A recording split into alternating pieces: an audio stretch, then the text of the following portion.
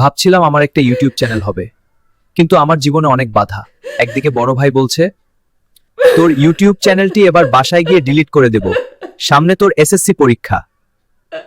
তা তুই ইউটিউব চ্যানেলের ভিডিও বানাস কিংবা ফেসবুক পেজের জন্য ভিডিও বানাস, তোর দুইটা টিকটক আইডি আছে, সবকিছু ডিলিট করে দেব। কিন্তু সত্যি কথা বলতে কি, টিকটক আইডি আমি তেমন কিছু মনে করি না।